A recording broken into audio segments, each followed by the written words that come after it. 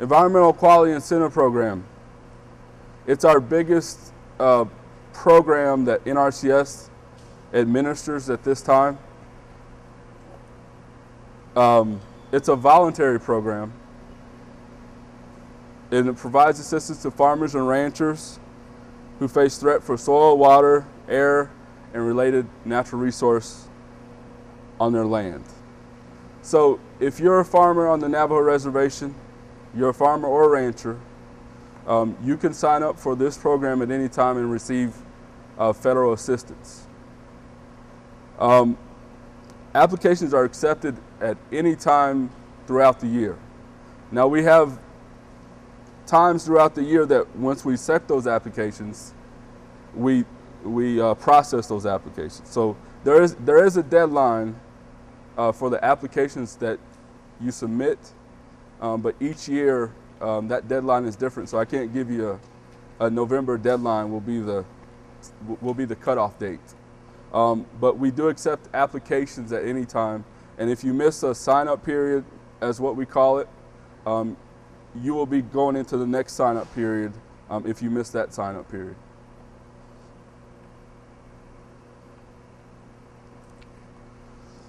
Who's eligible? Persons engaging in livestock and agricultural production are eligible for the program. Cattle, sheep, goats, not horses. Persons interested in entering into a contractual agreement with USDA for EQIP assistance may file an application at any time. Land eligibility. Now on the reservation it's a little different, but the main thing is the land use qualifications that you will need to qualify for this program. Cropland, rangeland, pasture land, private non-industrial forest land, meaning you're not producing forest for profits. Also to be eligible, the applicant or the agricultural producer, which most of you are, must have an annual minimum of $1,000 of agricultural crop produced or sold from the operation. So on the reservation, if you're doing that for consumption, one way to come up with that $1,000 would be for, help me out, squash, something like that. We would take the county average or something like that, and you would say, well, I grew 50 bushels of squash. And ever how much that would be kind of a gauge as to how much actual in dollar amount that you actually produced. Now, if you sold that amount, then you would have a record of that. So but for consumption, we would use the county average for that kind of thing. You must be in compliance with highly erodible lands provision in the 1985 Farm Bill. And that goes along with wetlands. I know Arizona doesn't have a lot of wetlands, but there are a few that we find here in northern Arizona. You must have an interest in the farming operation associated with the land being offered for enrollment into EQIP. You must have control of the land. So on the Navajo Reservation, you must have either a grazing permit or a land use permit. It could be no less than 2 years and up to 10 years. After 10 years, the statutory limit runs out and they are terminated automatically. So after 10 years, they're terminated. But up to 10 years, you can do that. But you have to show that you have control of it for that length of time. Whether it is a power of attorney, where whoever has the permit and you're the farmer, and they grant you the power of attorney to farm that for up to 10 years or 5 years, ever how long you have that contract. Irrigation, I know a lot of irrigation goes on the Navajo. To qualify for any of our irrigation practices, which drip irrigation, any kind of irrigation practice, you would have to have irrigated that piece of land 2 out of the last 5 years. So you should, if you're hauling water, you should have record of hauling water, how much water you put on, that sort of thing, on your crop. That's a way you can show that you have applied irrigation water to your fields 2 out of the last 5 years. For new contracts starting in October 2008, average adjusted gross income. This is more the Midwest, bigger agriculture producers. If you earn non-farm income greater than $1 million, the person or legal entity is not eligible for Farm Bill programs. A $300,000 cap. So most of everyone here is individual. So you will be tied to a $300,000 cap per contract. So over that 10-year period, you can only gain $300,000. But if you're a group of 5, 10 ranchers, farmers, and no one person is making over the $300,000 limit, then that contract can be more than $300,000. Farm boards, chapters, the Navajo Nation, we have contracts with all of them. They aren't tied to the $300,000. We have contracts, multiple contracts for more than $300,000, but they aren't tied. But as an individual, you are tied to the $300,000. To be eligible to participate, the applicant must develop an EQIP plan. Now, I stated that we have offices around the reservation. If you're interested in this program, I would get in contact with any of our offices on the reservation to develop a conservation plan where you're identifying the problems, you're coming up with a solution, and you're evaluating the solutions that you're coming up with to further identify resource concerns that it needs to be met through the EQIP plan. Once again, one or more conservation practice to be implemented to achieve the conservation and environmental objective. The schedule for implementing the conservation practice. Resource concerns addressed by conservation practices. Within NRCS, we identify resource concerns that are throughout the country. All these resource concerns are not specific to the Navajo Reservation or off reservation. This is throughout the country. So, for instance, if we come out and do an assessment, write a conservation plan, and we identify a problem as water quantity. Obviously, a well, water catchment of some kind would benefit that resource concern.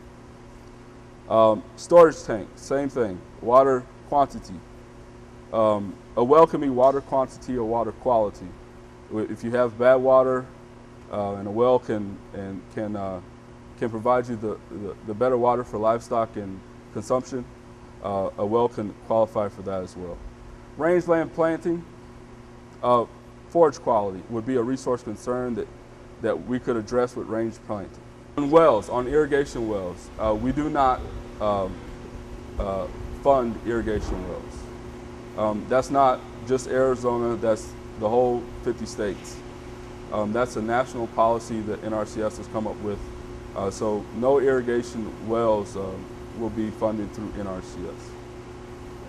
But if you have a well already there and you're using concrete ditches or earth ditch, we can hook onto that well with a pipeline and put it into a pipe and go from there. The plan becomes a basis for the agreement between NRCS and the participant. The plan is your decisions that you have come up with. It's not NRCS's decisions. We work closely with the participant to come up with solutions to their problems, but the plan is specific to the participants' needs. There you go, participants' needs. Like I said before, no more than 10 years in duration. After 10 years, it does automatically terminate. Applicants' conservation plans are ranked to establish which applications will achieve the highest environmental benefit. It's a complicated way of ranking, but just to simplify it, you get a score at the end of the ranking period. And in your service area, which the different field offices, those offices receive a allotment of money.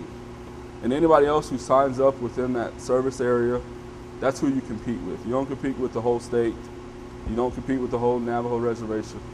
You compete with whoever within that service area that you sign up with. Guidelines for ranking applications. Which practice can be contracted and when are the environmental benefits points awarded? When both of the following apply. A resource problem exists that does not meet Arizona's NRCS quality criteria, which means that if there's a resource concern there, it doesn't meet our standard as being met. So if you have rangeland and we go out to do a rangeland assessment and it does not meet our criteria, then we can address that by doing a rangeland planting to meet the criteria of a baseline rangeland. The number 2, one or more new conservation practices must be applied to address resource problems to achieve quality criteria as identified in the Field Office Tech Guide.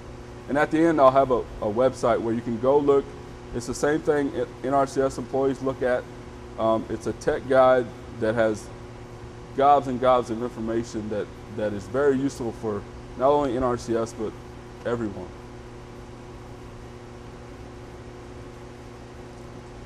New conservation practices include modified management practices and replacement of structural practices that exceed their expected lifespan. So like I said, if you have a concrete ditch that you're irrigating out of and it's past its lifespan, we can either go in with another concrete ditch or we can put it in a pipe and irrigate that way under pressure. Drip system, sprinkler system, flood irrigation, gated pipe, those kind of things.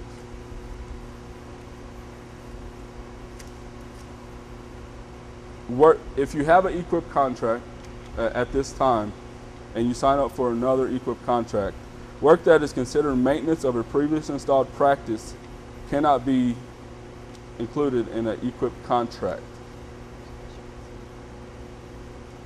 So when you go to these offices, here are some of the forms that you will be required to fill out.